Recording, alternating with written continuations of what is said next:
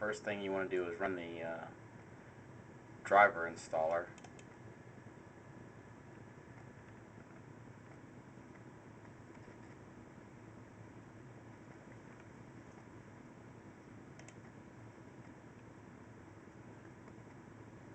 Always load the driver installer before you actually plug in the cable.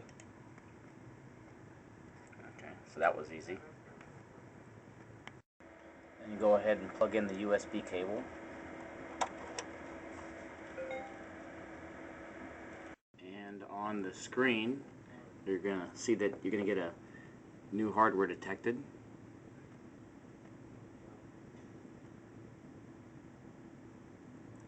That's going to finish up. Once that's done, then you can go ahead and install the T6Config. So now I'll install the T6Config.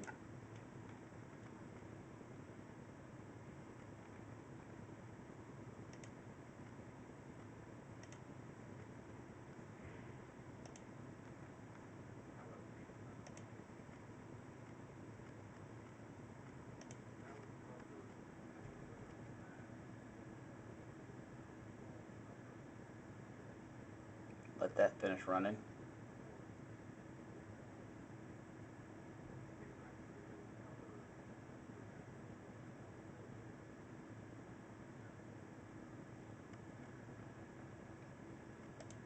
That'll finish up. And I'll go ahead and plug in the cable into the back of the transmitter. I'll go ahead and turn the transmitter on.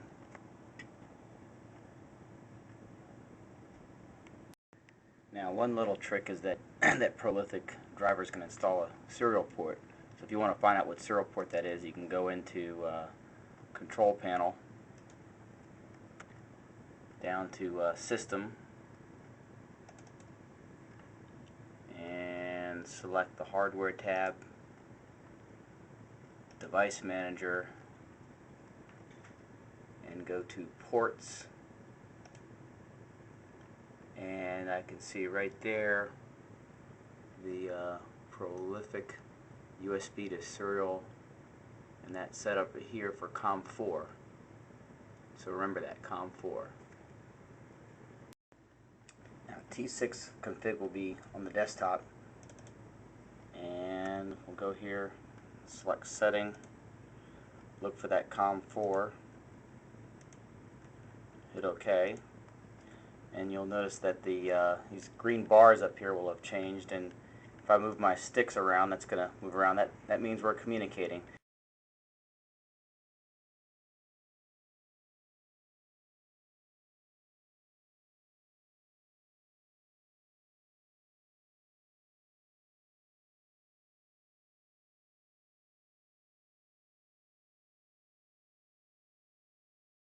Now, I've had cases where if I have installed in a couple different computers, and some of the tricks that I've had is that sometimes I'll look for the COM port in here in the settings and it will not appear.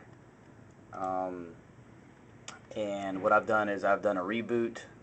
That's worked after the initial install before running T6Config, or exit out here and reboot. I've also had cases where I had to unplug the USB cable from the PC before or after rebooting, and that's worked. So the initial running of it has not always been perfect. Also, some PCs, maybe Vista especially, you need an extra driver to be installed to make it work. Usually if you can see the COM port in the control panel hardware, then the driver's installed, and if it's not working, then you got to do some rebooting or disconnecting, connecting, but don't give up initially. Over at rcdiscuss.com,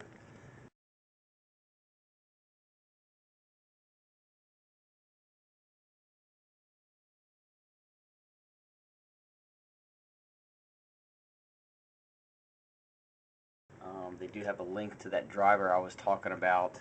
If you You go to the beginner forum, and then select the back tutorials and manuals. Go to video tutorials. If you look in the official Blu-ray 450 thread, I did post a link to that driver that's needed. The file is called ser2pl.sys. That's what needs to be installed on your PC.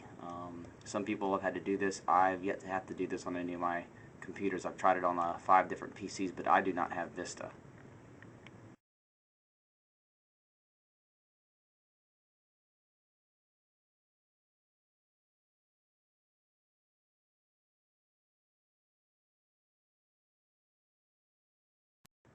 Okay, so once you run this, do not do anything. Do not make any changes until you verify that, number one, you're communicating by moving sticks. I'm just basically moving the sticks around here, and I can see that up there. And then you do a get user. That will pull the data off of the transmitter into your PC, so that when you look at the throttle curves and so forth, it's actually going to match what the transmitter is. If you don't do that and then try to make a change to something, it's going to load in a bunch of bogus values, and then you're hosed.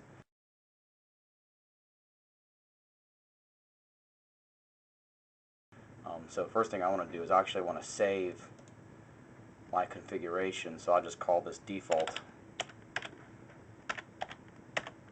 Okay, default 1, and then I'm going to save that. Okay, so if you ever want to recall that back, you can click open, and then I'm going to look for everything that starts with the letter D. Okay, and it's so warm out there.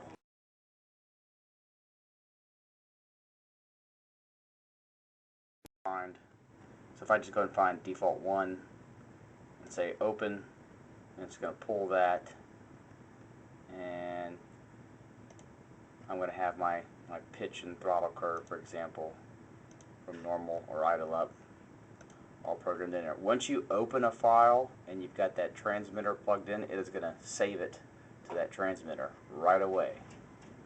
Okay, so all the rest of this stuff is all in there. And that's basically for getting all the drivers set up, getting it hooked up for the first time and opening it.